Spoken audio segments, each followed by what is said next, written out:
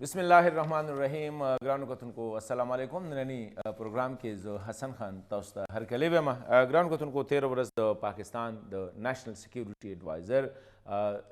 मोईद यूसुफ सरा द योस्तर डेलीगेशन ना यो तकरीबन इंटर मिनिस्ट्रियल डेलीगेशन दुई पागे के द हेल्थ एजुकेशन मतलब इंफॉर्मेशन टेक्नोलॉजी द टोलो वजारतुनु वगड़ी पक्यू द अफगानिस्तान दौर जने दौरा उकलो अफगानिस्तान के कम रिपोर्ट्स से राजी नुदा सीधा चर द अफगानिस्तान और पाकिस्तान तरमेंजा सुमरा अहम इशूज़ दी बाकी के पखासत होगा तिजारत दे ट्रांजिट ट्रेड दे इक़्तिसाद तरक्की दा द बॉर्डर हवाले सरा चिकम मसाइल दी दखल को तगरा तक हवाले सरा चिकम मसाइल दी ह्यूमैनिटेरियन इशूज़ दी पदी टोलो बांधे खबर तरीकड़ी दा जमुंगा दने प्रोग्राम मौजूद अच्छे खबर खुशी फॉलो अप संग की और द मटीरियलाइज की संगा पदे टोलो बांधे बा ग्राउंड को तुमको नए प्रोग्राम के खबर को मंगा सरा चिकम मेलमान शिरकत की तो दागु तारफ हुकुम इस्लामाबाद स्टूडियो के जमंगा सरा पखवाने सफ़ीर अफगानिस्तान की पादशाही द पाकिस्तान अगले इब्रार हुसैन साहब दे इब्रार साहब डेरा मरना प्रोग्राम के तोस्ता हर कले में हम दागा शांति काबल के जमंगा सरा पखवाने जर्नल सादिक शिनवारी साहब दे शिनवारी साहब तोस्तम प्रोग्राम के हर कले में और इब्रार साहब जनरल साहब तुम जमंगा सरा द पाकिस्तान सफ़ीर हागले मंसूर अली खान साहब मुझे कम दे आगा द वक्त के स्काइप पांदे मौजूद है दागुई सर मंगा खबर को तम जो प्रोग्राम के हर कले में बल्कि किस्ता इजाज़त नो बिस्मिल्लाह बज़ेम मंसूर खान साहब नबी इजाज़त मंसूर खान साहब लंबे प्रोग्राम के हर कले डेरा मने ना मंसूर खान साहब ये जो NSA का जो दौरा था नेशनल सिक्योरिटी एडवाइज़र मोईद यूसुफ साहब का जो दौरा था अब तालिबान की तरफ से भी बयान आया बड़ा पॉजिटिव कहा कि ये कामयाब दौरा था और उसमें बहुत सी चीज़ों पे डिस्कशन हुई। ये एक सिर्फ NSA नहीं था बल्कि एक पूरी डेलीगेशन आई थी, पाकिस्तान की मुख्तलिफ वजारतों की डेलीगेशन आई थी और अफगानिस्तान में भी मुख्तलिफ वजारतों के एहलकारों के साथ उनकी मुलाकातें हुई। ज़रा इसके बारे में बताइए कि मेन क्रक्स क्या था इस दौरे का। जी बिल्कुल, अस्सलाम वालेकुम आपके नाज़रीन को। जी देखिए, सबसे पहले तो जैसे आपने कहा ये एक बहुत ही कामयाब दौरा था और इसका तनाजुर ये था कि आपने देखा है कि अगस्त से जब से ये चेंज आई थी अफगानिस्तान में, तो चूंकि अफगानिस्तान को इक्तसादी पाबंदियों का, सैंक्शंस का, फ्रीजिंग ऑफ अकाउंट्स का, बैंकिंग रिस्ट्रिक्शंस का सामना है, तो इस वजह से यहाँ पे बहुत इंसानी या ह्यूमैनिटेरियन क्राइसिस पैदा हुआ। गवर्नमेंट के पास फंड्स नहीं है और लोगों को फूड की, एजुकेशन की, हेल्थ की, बेसिक जो उनकी ज़िंदगी की ज़रूरियात में मुश्किलात पेश आ रही हैं गुज़िश्ता चंद महीनों से। और ये सर्दी की वजह से और ड्राउट की वजह से सिचुएशन और सीरियस होती गई पिछले चंद महीनों में। तो पाकिस्तान ने एक मैकेनिज्म एस्टेब्लिश किया जिसे Afghanistan inter ministerial coordination committee AICC कहते हैं, जिसको हमारे NSA मोईद यूसुफ चेयर करते हैं। और वो सारी इस अफगानिस्तान के साथ पाकिस्तान के ह्यूमैनिटेरियन असिस्टेंस, इक़्तिसादी मामलात पे नज़र रखता है। तो ये अब उस ऑर्गेनाइजेशन की तरफ से या इस कमेटी की तरफ से ये विजिट प्लान किया गया। इसमें तमाम मिनिस्ट्रीज के जो रेलिवेंट लोग थे, जो इन इशूज से डील करते हैं दोनों मुल्कों के दरमियान, तिजारत से, राहदारियों से, बॉर्डर इशूज से, इकोनॉमिक कोऑर्डिनेशन के इशूज से, कनेक्टिविटी इशूज से, वो सारे लोग मौजूद थे। और यहाँ पे अफगानिस्तान की तरफ से भी, अफगानिस्तान की लीडरशिप के साथ भी मुलाकातें हुई उन मोईद यूसुफ साहब की और उनके हमारे सारे डेलीगेशन की। और फिर इंडिविजुअल मिनिस्ट्रीज में वजीर तिजारत जो हैं उनसे, वजीर खारजा से सबसे पहले, फिर वजीर तिजारत से, फिर वजीर मादनियात से, एजुकेशन और पब्लिक हेल्थ मिनिस्टर से और इंफॉर्मेशन टेक्नोलॉजी मिनिस्टर के साथ मुलाकातें हुई। उन्होंने जिना अस्पताल जो पाकिस्तान ने तामीर किया था उसका दौरा भी किया। और इन तमाम मीटिंग्स में हमारा जो इंटर मिनिस्ट्रियल डेलीगेशन है वो मौजूद था, ताकि वो तमाम इश्यूज जो हैं, वो तमाम मामलात, वो तमाम मसाइल डिस्कस किए जा सकें जो आपको, आपके इल्म में है, जो रुकावटें पैदा करते हैं इस तिजारत को, इस ट्रांजिट को बढ़ाने में, इकोनॉमिक कोऑपरेशन को बढ़ाने में। तो इस लिहाज से ये बहुत कामयाब दौरा सबीर साहब, ये डेफिनेटली ये चीज़ है जो आपने भी बता दी और मीडिया में भी इसको रिपोर्ट किया गया। दूसरे कि डिप्टी प्राइम मिनिस्टर हनफी साहब के साथ भी उनकी मुलाकात हुई और बाद में ये भी खबर आई कि मोईद यूसुफ के दौरे के बाद फौरी तौर पर एक कैबिनेट मीटिंग भी हुई और इसमें एक अहम बात जो हुई थी वो बॉर्डर के हवाले से हाई लेवल कमिटीज तश्कील देने की, कि दोनों ये अलग अलग कमिटीज होगी या जॉइंट कमिटीज होगी, इनका क्या स्कोप, इसको थोड़ा सा, क्योंकि ये एक ऐसी खबर थी जिसपे जी हाँ मैं जी। आपको एक्सप्लेन करता हूँ, क्योंकि देखें बॉर्डर आपने देखा है तोरखम पे भी और चमन पे भी जो मूवमेंट होती है, जो स्केल ऑफ मूवमेंट है पेडेस्ट्रियन की क्रॉसिंग का और ट्रेड और ट्रांजिट की क्रॉसिंग का, उसमें गुज़िश्ता 2 दहाइयों में बड़ी कम्प्लेक्सिटीज पैदा हुई हैं, बड़े मामला गंभीर होते गए और वो हमने पिछले चंद महीनों में मैयज ली है। अफगान साइड भी अपनी तौर पर नई हुकूमत भी मैयज लेने की कोशिश कर रही है, लेकिन उसमें उस तरह से बेहतरी जो है आने की जो रफ्तार है वो बहुत स्लो है। तो इसलिए अब जॉइंट कमेटीज तश्कील दी हैं ताकि ये नेशनल बॉर्डर रिलेटेड कमेटी जो है कोऑर्डिनेशन कमेटी, इसमें इनके लोग भी होंगे, हमारे लोग भी होंगे, फिर हम विजिट करेंगे, हम दोनों साइड से कमेटीज तोरखम पे भी, फिर बाद में चमन पे भी, और जो दीगर बॉर्डर पॉइंट्स हैं, क्रॉसिंग्स हैं, गुलाम खान है, खरलाची है, बादीनी है, अंगूर अड्डा है, इन सब के ऊपर भी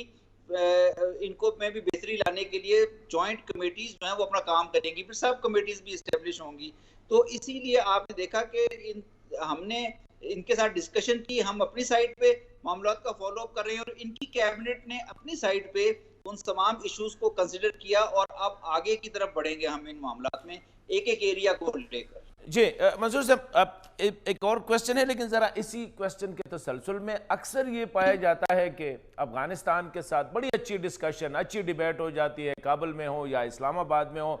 लेकिन ये गिल्ला किया जाता है अफ़गानों की तरफ से कि पाकिस्तान साइड जो कमिट करता है वो मटीरियलाइज नहीं होता है। ये एक अक्सर मैंने सुना है अफगान भाइयों से, खा उनके हुकूमती लोग हो, बिजनेस से रिलेटेड लोग हो, अक्सर ये करते हैं कि कमिटमेंट पाकिस्तान बहुत अच्छी करता है मीटिंग्स में, लेकिन मटीरियलाइज नहीं होता है। नहीं, इसकी एक वजह यह है कि मूवमेंट का स्केल बहुत ज्यादा है, क्वांटम ऑफ मूवमेंट बहुत ज्यादा है। अफगानिस्तान के किसी और बॉर्डर क्रॉसिंग पॉइंट से, खा वो ईरान के साथ हो या सेंट्रल एशियन कंट्रीज के साथ, इतनी ज्यादा मूवमेंट ऑफ ट्रक्स और लोगों की भी इतनी ज्यादा मूवमेंट नहीं होती। इसी अफगानिस्तान के गिले को और जो तिजारत ताजिर हैं या बिजनेसमैन हैं दोनों साइड से, उनकी जो रिक्वायरमेंट्स हैं, उनके जो मसाइल हैं, उनको एड्रेस करने के लिए ये इन कमेटीज की तश्कील का मकसद यही है कि ग्राउंड पे जाके देखा जाए कि जो मसला नहीं हल हो रहा उसको क्यों नहीं हल हो रहा और उसको हल किया जाए। मकसद अफगानिस्तान के साथ तिजारत को बढ़ाना है, ट्रांजिट को बढ़ाना है, इकोनॉमिक कोऑपरेशन को बढ़ाना है और इसमें दोनों साइडों का फायदा है। और इसीलिए इस दौरे का जो मकसद था वो सिर्फ डिस्कशंस नहीं था, बल्कि प्रैक्टिकल कमेटीज बना के हम मामलात को ग्राउंड पे ले आए हैं ताकि उससे आगे फिर हम लेके चलेंगे। जी एम्बेसडर साहब, पाकिस्तान और अफ़गानिस्तान के दरमियान जो पाकिस्तान का बहुत बड़ा कंसर्न है वो तहरीक तालिबान पाकिस्तान है, और NSA के दौरे से अफ़गानिस्तान जाने से 2-3 दिन पहले उनकी तरफ से एक बयान भी आया था कि जो TTP है, यानी जो तहरीक तालिबान पाकिस्तान जो है, जो दहशतगर्द तंजीम है, कलदन तंजीम है, वो अभी भी अफ़गानिस्तान की सरजमीन पाकिस्तान के ख़िलाफ़ इस्तेमाल करती है और पाकिस्तान को ख़तरा है उनसे। तो क्या समझते हैं, इसी हवाले से डेफिनेटली बात तो हुई होगी, तो क्या कमिटमेंट और कुछ हो आगे पेशरफ्त हो सकती है इसी हवाले से?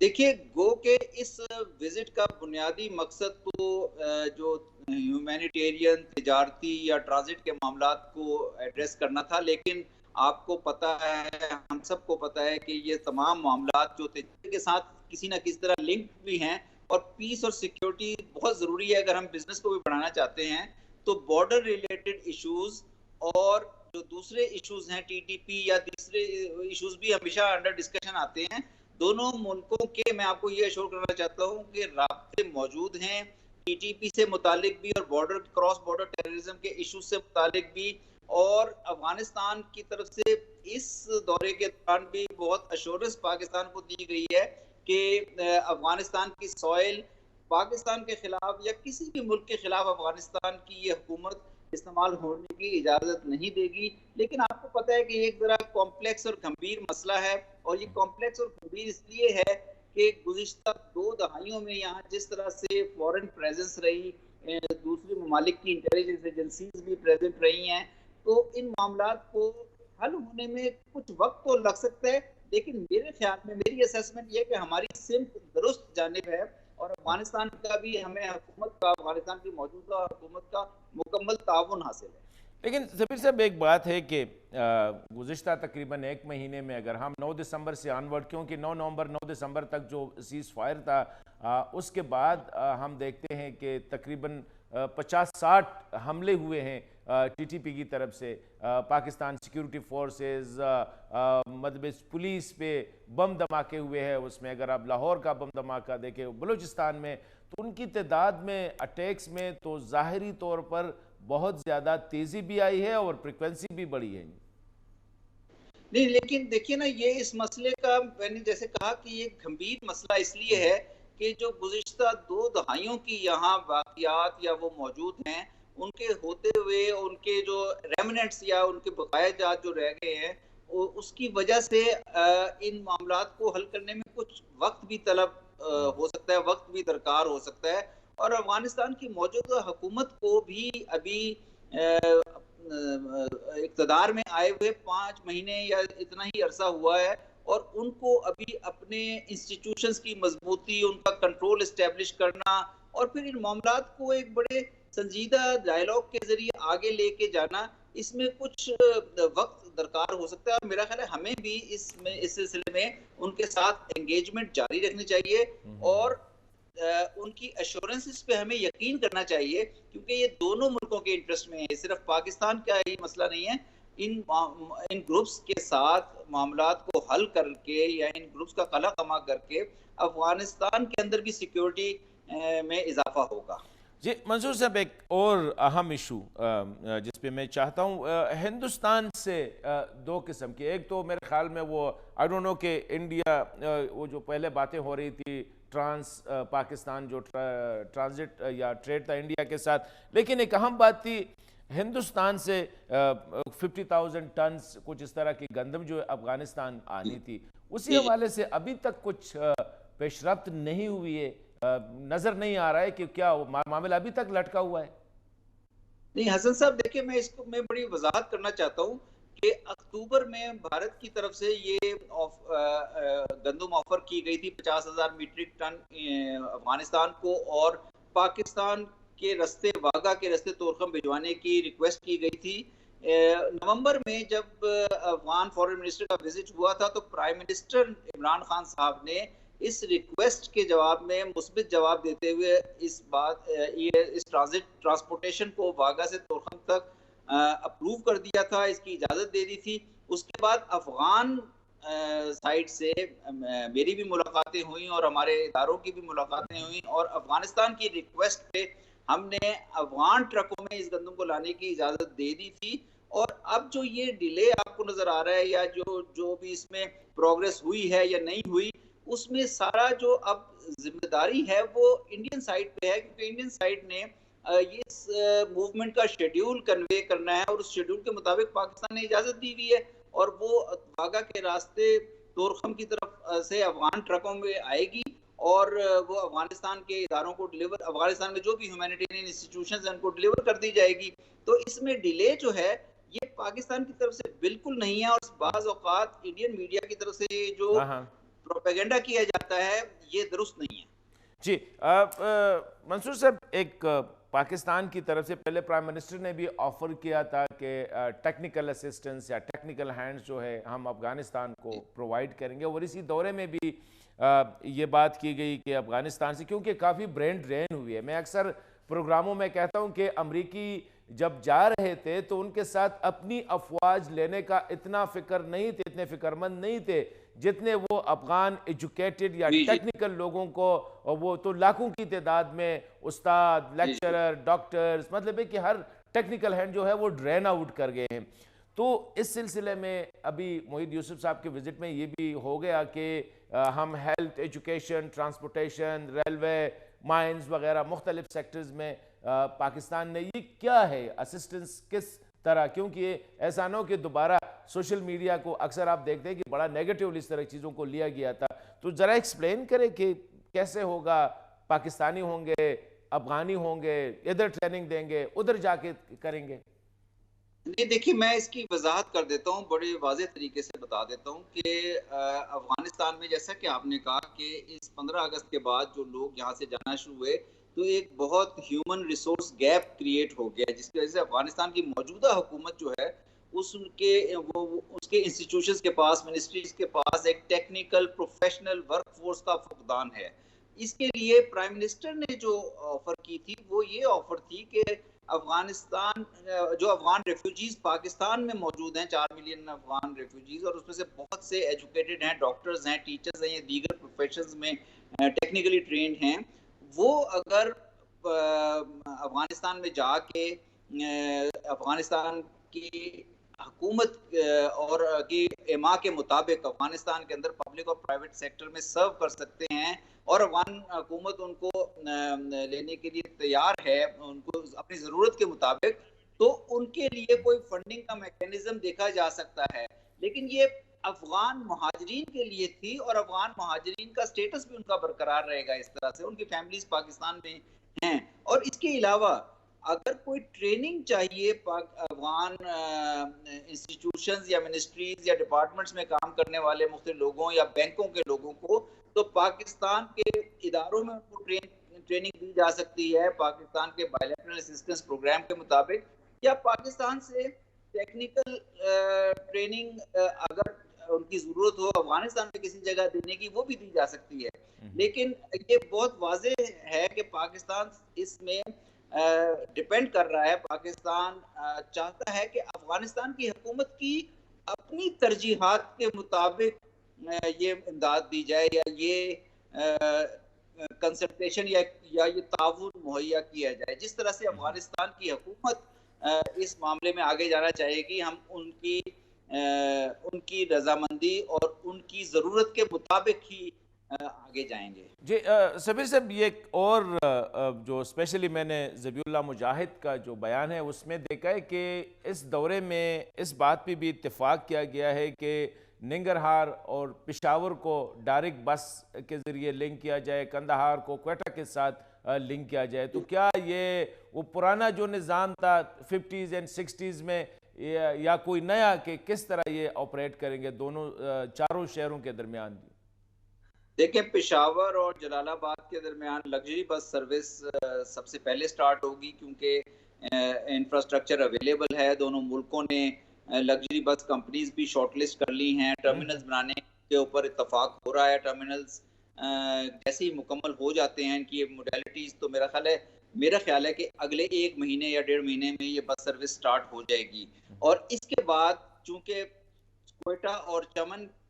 और कंधार में पहले कभी बस सर्विस इस तरह मौजूद नहीं रही, तो वहां पे भी इसी मॉडल पे जल्द ही बस सर्विस स्टार्ट की जाएगी, ताकि लोगों को आने जाने में एक अच्छी डिसेंट बस सर्विस मुयस्सर हो। जी सबीर साहब, आखिरी सवाल थोड़ा सा ये बताइए कि मुईद यूसुफ साहब ने 18-19 को आना था, अचानक वो दौरा डिले हो गया और अनअनाउंस्ड किया गया। तो कुछ लोगों ने कहा कि शायद अफगानों के कुछ प्रोटेस्ट की डर से उसको सीक्रेट रखा गया था। व्हाट वाज द रीजन कि किसी को पता नहीं था? जब वहां पे मीटिंग हो गई तो आपकी तरफ से एक ट्वीट आ गई। नहीं, ये बिल्कुल दुरुस्त नहीं है। अफगानिस्तान ने, जब हमने शुरू में पहले भी अफगानिस्तान से इस दौरे की डेट्स पे मुशावरत की थी, तो अफगानिस्तान ने 18 और 19 की डेट्स की अवेलेबिलिटी का इजहार किया था, और 18 और 19 को उन्होंने आना था। उनकी मीटिंग्स भी लाइन अप थी, लेकिन ये प्योरली मौसम की वजह से, उस दिन मौसम जो था इस्लामाबाद में बहुत ख़राब था उन 2 दिनों में, और इस्लामाबाद अफगानिस्तान और पाकिस्तान के दरमियान जो बॉर्डर एरियाज़ है, इन एरियाज़ में भी फ़्लाइट्स के लिए मौसम साजगार नहीं था। इस वजह से पाकिस्तान ने ही रिक्वेस्ट की थी कि इस दौरे को हम थोड़ा सा आगे ले जाते हैं, 1-1.5 हफ्ता। तो उसके बाद जब हमने अफगानिस्तान से दोबारा डेट्स की दरख्वास्त की, तो उन्होंने हमें 29 और 30 की विलिंगनेस दी। तो इस मामले में जो कयास आ रही हैं या प्रोपेगेंडा होता रहा है, वो बिल्कुल बेबुनियाद है। जी सबीर साहब, ये पाकिस्तान अफगानिस्तान ट्रांजिट ट्रेड एग्रीमेंट जो है, ये भी मेरे ख्याल में तकरीबन 10 साल से वो हम पे इल्ज़ाम लगा रहे हैं, हम उन पे इल्ज़ाम लगा रहे हैं, वो रिन्यूअल उसकी नहीं हो रही। 2011 में आई थिंक लास्ट टाइम उसकी रिन्यूअल हुई थी अराउंड इट। तो क्या कुछ है शेड्यूल में इसके कि इस हुकूमत के साथ, या ये हुकूमत कोई टेक्निकल रीजंस की वजह से नहीं हो सकती या हो सकती?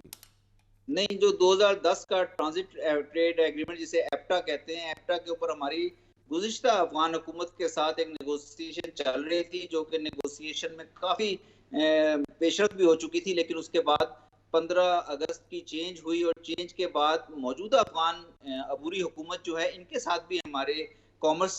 मिनिस्ट्री की दोनों मुल्कों की कॉमर्स मिनिस्ट्रीज़ के दरमियान नेगोशिएशन को जारी किया गया। और अब मेरी इत्तला के मुताबिक जो अभी इस मेन मीटिंग में भी डिस्कस हुआ है कि नेगोशिएशंस तकरीबन फाइनल स्टेजेस की तरफ हैं और आइंदा आने वाले चंद हफ्तों या महीनों में नेगोशिएशंस फाइनलाइज हो जाएंगी और नया जो एप्टा है वो ज़्यादा फैसिलिटेटिव होगा। और जब तक नेगोशिएशंस चल रही हैं, फाइनलाइज नहीं होती, तो मौजूदा जो 2010 का एग्रीमेंट है उसको एक फ्रेमवर्क के तौर पर बरकरार रखने पर भी इत्तफाक है। जी, आखिरी सवाल सर, और ये दिस इज़ वेरी क्रूशल। अक्सर हम कहते हैं कि एनी फॉलो अप, ये जिन चीज़ों को डिस्कस किया गया है, जिन चीज़ों पे आप एग्री कर चुके हैं, इनको मटीरियलाइज करने के लिए कोई फॉलो अप मैकेनिज्म होगी जी? जी, ये जो एआईसीसी है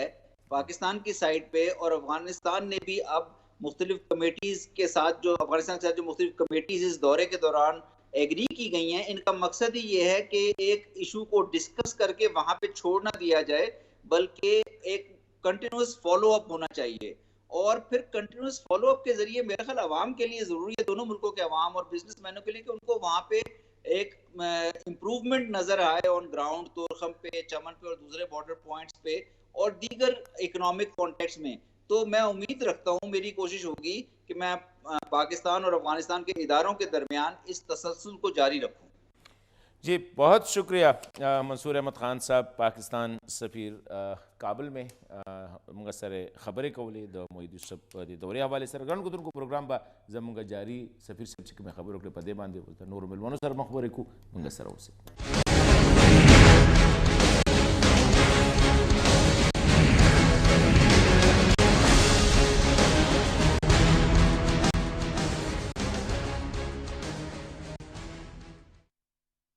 जे ग्राउंड कतुन को प्रोग्राम के यवारी ब्या हर कले सबीर से और सादिक शनवारी से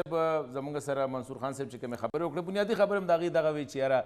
विजिट के दामा चे कमेंट रो के खबर करो तिजारत हवाले सरा ट्रेड हवाले सरा बलगट खबर पे के दावा चियारा द टीटीपी हवाले सरा पाकिस्तान खपल कंसर्न तागु तो शो को अब वो शो और इस वर्कड़े दे चियारा द अफगानिस्तान खबर बा न इस्तेमाल यो बला खबर ओकड़े चे द हिंदुस्तान ना कम 50 जरा टना गनम चे वेली शू चेरा द्वी बदा हेमरेटेरियन ग्राउंड बांधी लेकिन अगर तस्वर दल चेरा द्वी चे पाकिस्तान होता हर किस्म तैयारी एश्वर सगा कड़ी दी तालिबान तम दा पता था हिंदुस्तान तम दा पता था होस द इंडिया ना हगे हवाले सर मख के पेशरफ नकीगी नुमंगा द हगे पे इंतजार यू दा कोई खबर खो सबीर से तासो खपला बांधे दा खो मंसूर खान साहब जगह चे ज़ाहिर खबर दे ऑफिशियल पोजीशन बांधे दे खपला आगा लीडो अलते के कांटेक्टो द दौरे दा कम दौरा चोशो द मोईद यूसुफ साहब दा खप 18-19 के दला दा 18-19 ना पस से कम दे पोन 30 ता दा ओजन बोलिशवा खपल तासो तस गोरदा के दा पाकिस्तान द्वयम हाई ऑफिशियल विजिट तेर फॉरेन मिनिस्टर तलो दिन वज दा एनएसए दौरा दी जी दा डेर मुहिम लुम्बे खु पदे नजर दे संग जता सोइल चे दा दोयम मुहिम विजिट हो यानी फर्स्ट फॉरेन मिनिस्टर अल तलाड़ो और बिया उस national security adviser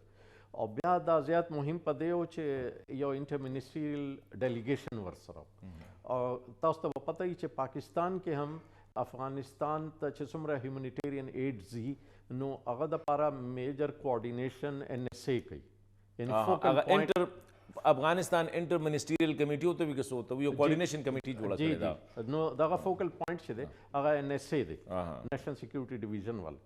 no Moid यूसुफ से पदे लिहाज डेर मुहिम हो और दगा विजिट के चूँकि इंटर मिनिस्ट्रियल डेलीगेशन पूरा वर्सरा हो और पेट्रोल इशूज़ बांधे खबरी शवी दी नो पदे लिहाज यो को पदे लिहाज मुहिम दे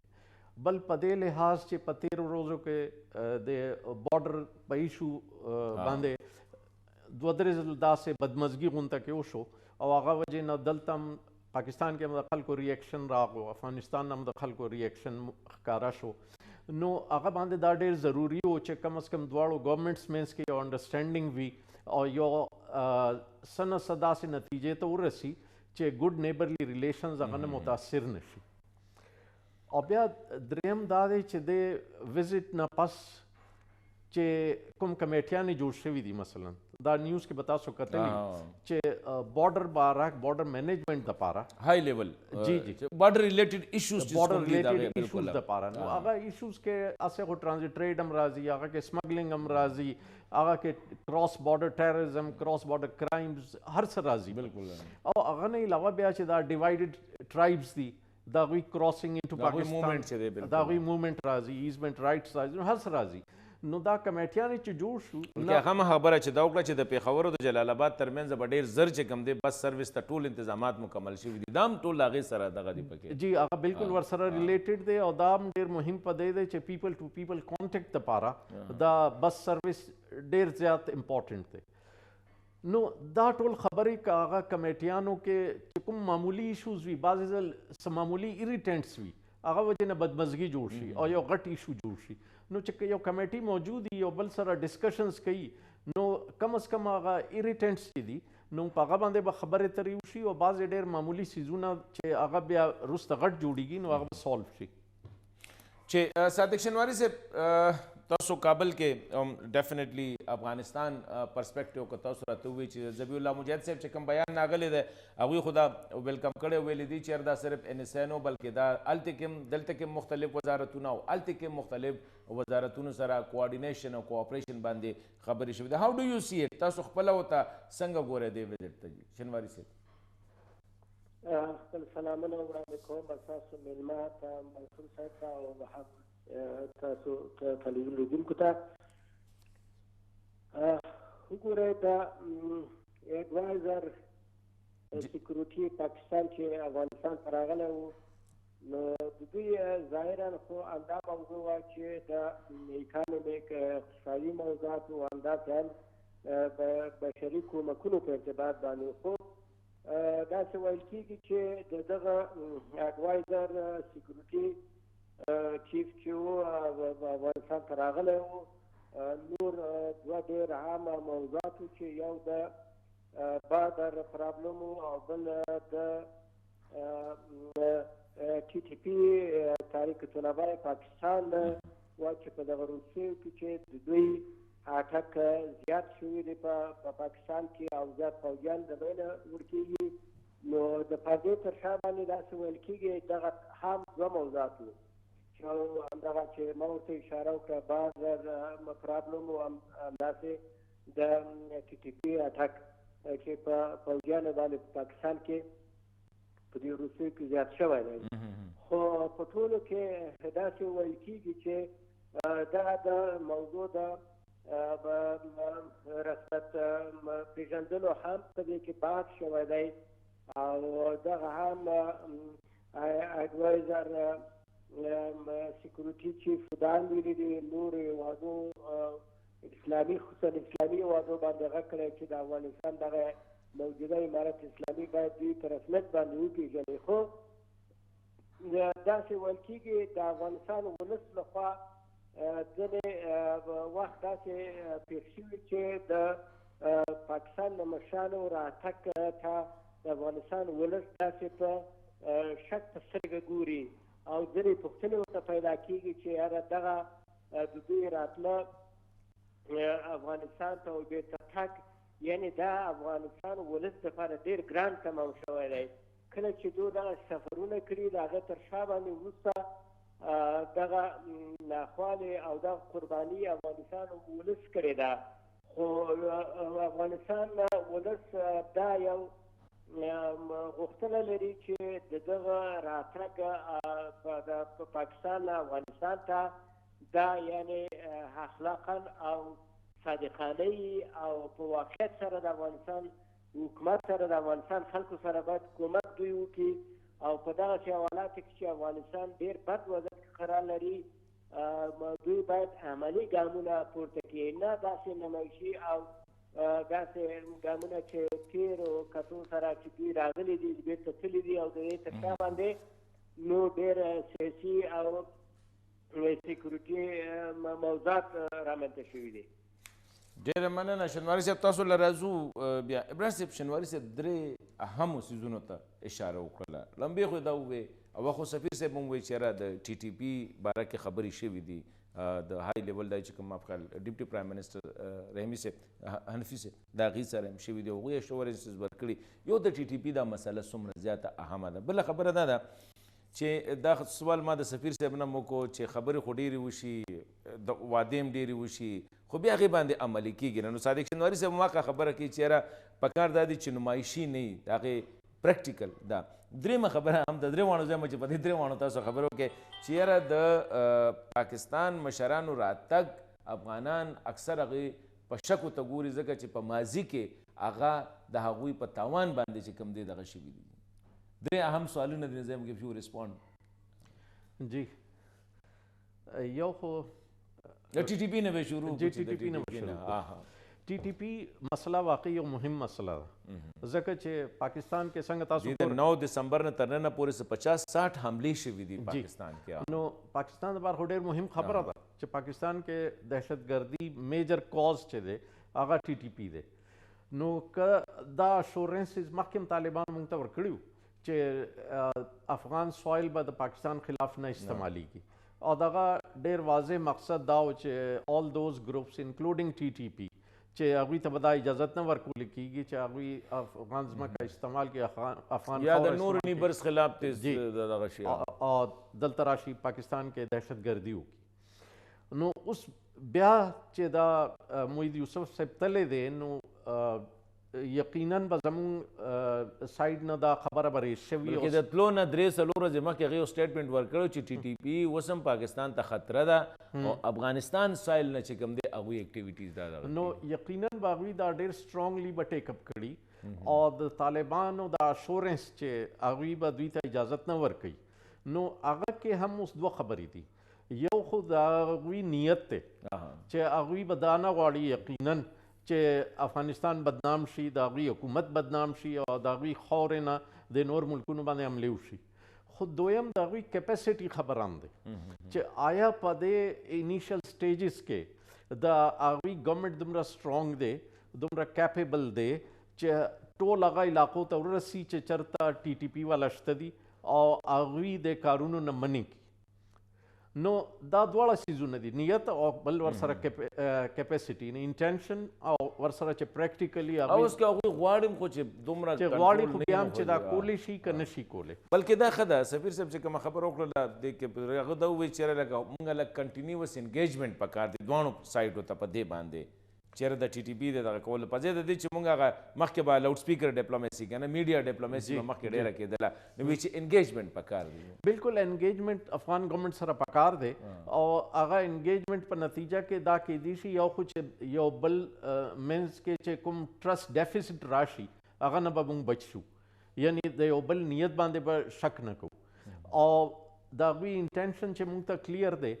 نو بیا دا کېدی شي چې هاو وی کین هیلپ دم که د هغوی کیپیسټي کې څه پرابلم دی نو دواړه ملکونه یو ځای کښېني او یو بل سره خبرې ترې وکړي او دا وګوري چې دا مسله څنګه حل کېدی شي که د هغوی کیپیسټي پرابلم دی وی کین هیلپ دم آؤٹ انټیلیجنس شیئرنګ باندې دا کار کېدی شي نو وی کین شیئر انټیلیجنس وذ دم او داسې مطلب وی کین موو فارورډ. یو خدا ټي ټي پي والا خبره وشو خو د افغان مشران پاکستان نه چې مشران تللي دي نو وي هلته کې اکثر افغان خلک ورته په شک په نظر سره ګوري او د هغې څه وجوهات هم دي شنواري صاحب چې خبرې ګورې جي دا شک خو دا دی چې رو به ځي یعنی دا چې منځ ځي نو داسې یکدم خو ډېر ګرانه خبره ده که ټرسټ ډیفیسټ دی او د 40 کالو نه نو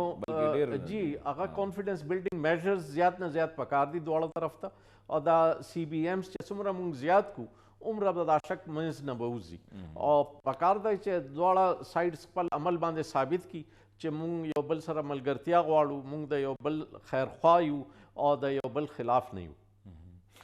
شنواري صاحب یو راځو په دې ګامونه چېرې دا به څنګه میټیریلایز کړي خو ستاسو نه زه یو پوښتنه کوم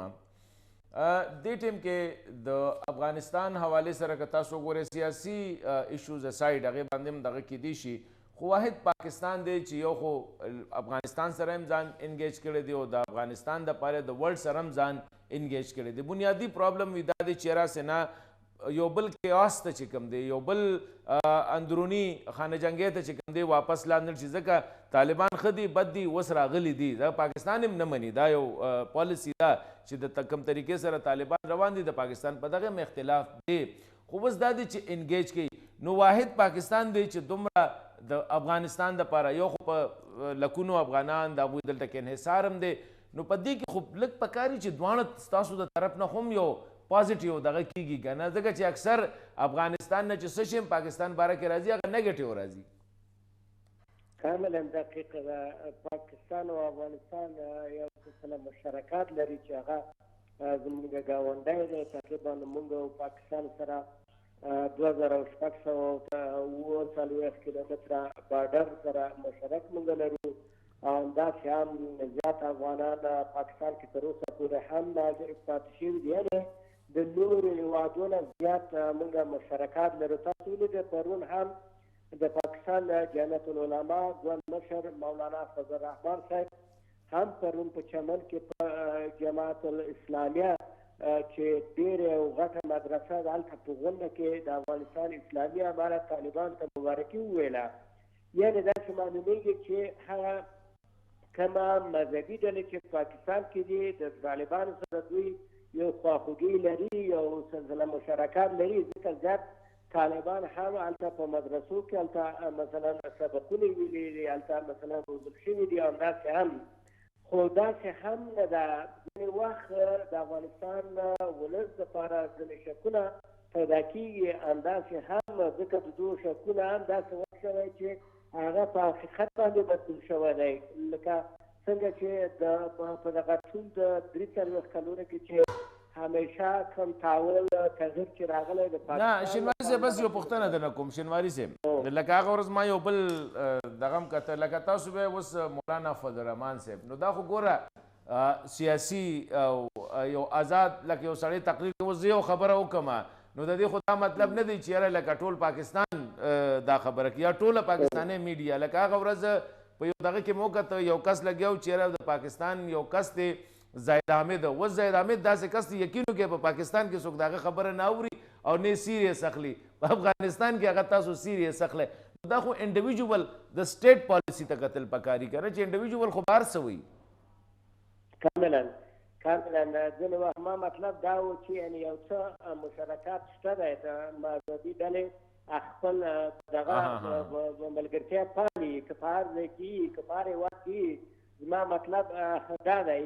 وګورئ دغسې معلومیږي چې په سیمه کې یو تغییرات هم را روان دي داسې حالت کېدی شي دا 2 قطبونه 3 قطبو ته کېدی شي دا دغه شي دا تبدیل شي لکه د امریکا نیمګړې غربي اروپا هېوادونه او همداسې هم پخواني روسیه هم کېدی شي چې دوی بېرته یعنې جوړ شو او همداسې هم لکه د دوی سره به ایران عراق او همداسې سوریه او لیبیا او همداسې نور هېوادونه لکه چین او پاکستان او افریقایي هېوادونه شامل شي همداسې هم داسې معلومیږي چې افغانستان او نور هندوستان او نور هېوادونه به بېطرفه پاتې شي خو دلته داسې معلومیږي چې دغه وضعیت سره په کتو چې دلته یو طرف نه دلته یعنې ټي ټي پي هلته خپل حملې کوي په پاکستان کې او همداسې هم ځینې داسې ادعاګانې شته ده لکه د ایډوایزر سیکورټي چیف لخوا چې هغه داسې وویل شو یو ډېره مهمه هامه موضوع ده چې هغه ویلې چې د افغانستان لخوا مطلقه یعنې بارډر ته داخلیږي او دغه بې امنیتي دا د افغانستان د دغه نه د خاورې نه کېږي او همداسې هم افغانستان حکومت اسلامي امارت مسؤلینو وویلې چې د افغانستان د خاورې نه به هېڅ هېواد ته ګواښ نه وي نو داسې معلومیږي چې دلته یو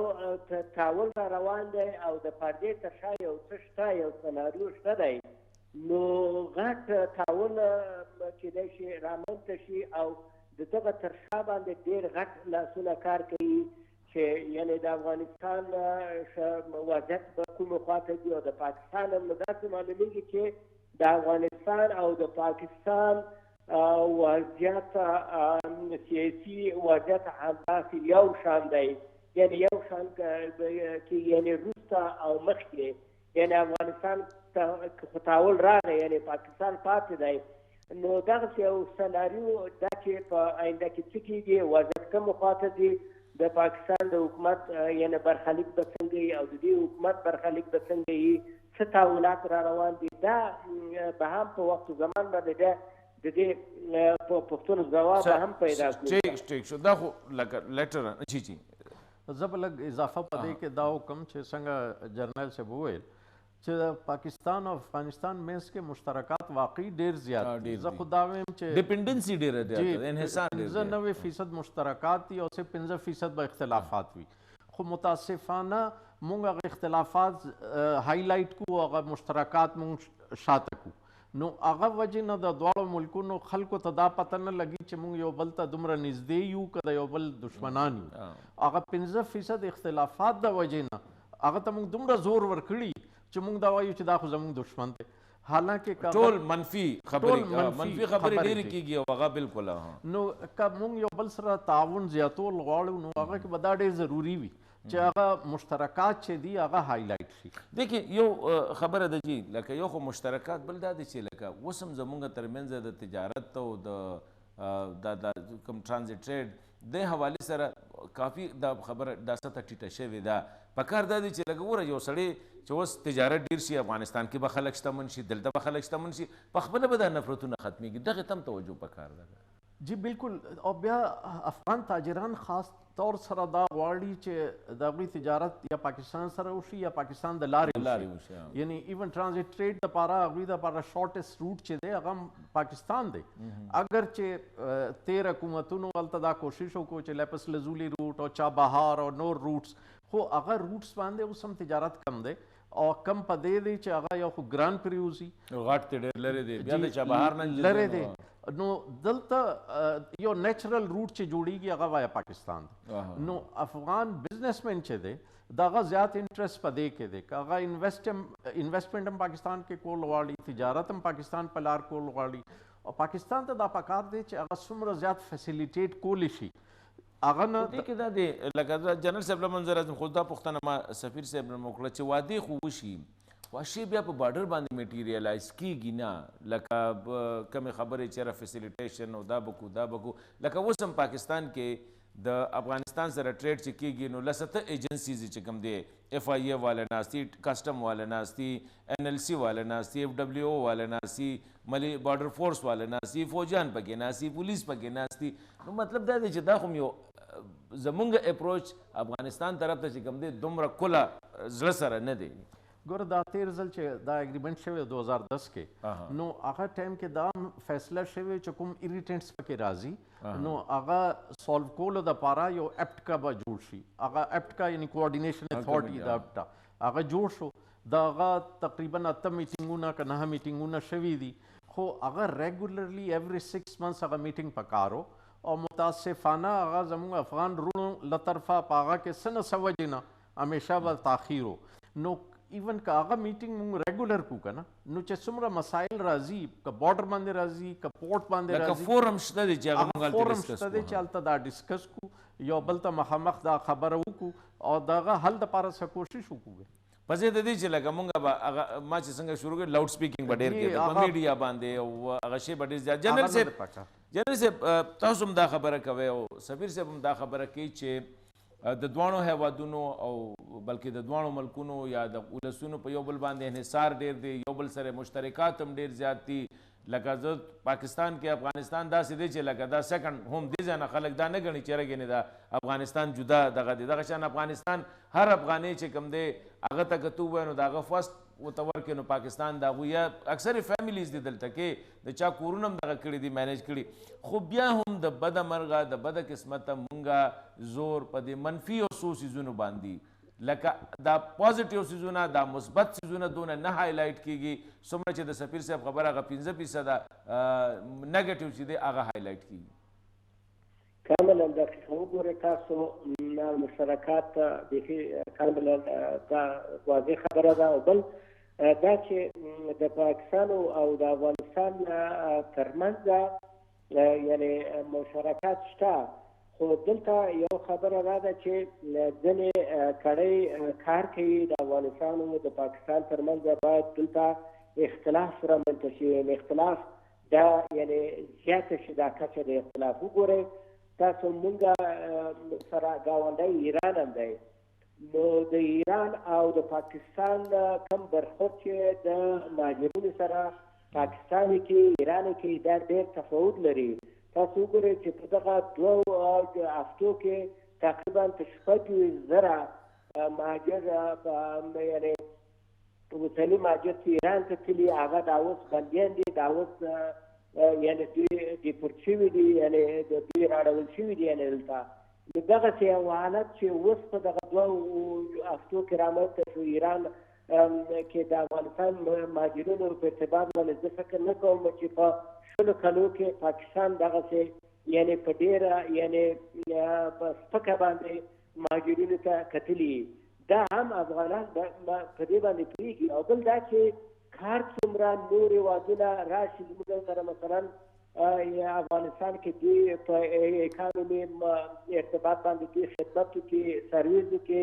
کومک وکړي، هر شی وکړي، تیل کې په هر شي کې. خو که ازبکستان وي که تاجکستان وي که بل هېواد وي، خو زه فکر نه کوم چې دومره به چې پاکستان غواړي چې د افغانستان سره ځان نږدې کړي، د افغانستان ولس سره ځان نږدې کړي، یعنې هر هغه طریقه دوی په کار واچوي. خو بیا هم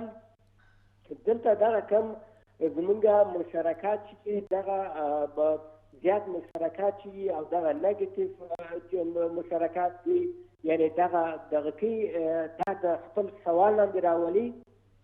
دا وجه دا ده چې هلته نورې کړۍ کار کوي، نور هېوادونه نه غواړي مثلا صحیح بالکل. شینواري صاحب دومره راځو لږ دې باندې سفیر صاحب هغې لکه دا خبره وکړه چې ګوره افغانستان ته کم مهاجرین، ایران ته کم مهاجرین تللي دي، کم پاکستان ته راغلي، نو پاکستان کې چې کم سلوک شوی دی نو ایران کې چې کم سلوک شوی کې ډېر زیات فرق دی. پاکستان ته چې راغلي تالیمونه هم کړي دي، خپل تجارت هم کړی دی، ښه سلوکو سره شوي دی، ډېر داسې وي چې یاره پازیټیو شته دی. خو د بده قسمته هغه دغه شوي دي. یو خبره کې وي نورې داسې لړۍ، نورې داسې دغه دي چې یاره هغه هم په دې کې شامل دي چې د پاکستان او د افغانستان ترمنځ څه جرنده خرابه او څه چې کوم دی وي دانې بل هم دي. نو واقعي اصل کې زمون زه به وایم چې داسې خلک چې کوم دا نه غواړي چې پاکستان افغانستان تعلقات بهتر شي، نو هغوی زمونږ مشترکه دشمنان دي. مونږ ته پکار دا دی چې دا مونږ یو مشترکاتو کې وګڼو چې کامن جی چې زمونږ انیمي چې دی هغه صرف دا نه دی چې پاکستان انیمي دا غواړي چې د افغانستان تعلقات مونږ سره ښه نه شي، بلکې که یو ملک دا غواړي نو هغه انفیکټ زمونږ کامن انیمي دی. ځکه چې پاکستان او افغانستان تعلقات چې دي سټریټیجیکلی دواړو دپاره ډېر مهم دي. که پاکستان او افغانستان یو بل سره ملګرتیا وي نو افغانستان ته هم ډېر زیات فایدې دي او پاکستان ته هم دي. نو په دې کې که مونږ په دې د بل چا په خبرو کې راشو او یو بل سره جګړې شروع کړو، نو مطلب دا دی چې مونږ دواړه یو مشترکه دشمن په لاس کې ځان نه بیوقوفانو په ځای د دې چې مونږ او لکه مونږ خلک لوي. ډېره مننه سفیر صاحب، وخت زموږ سره د پروګرام وخت سرته رسي. جنرال شینواري صاحب ستاسو هم مننه. تھینک یو ویری مچ ګران کتونکو دا و زموږ نننی پروګرام. ډېره مننه جی دا و زموږ نننی پروګرام. اجازت غواړو د الله په امان.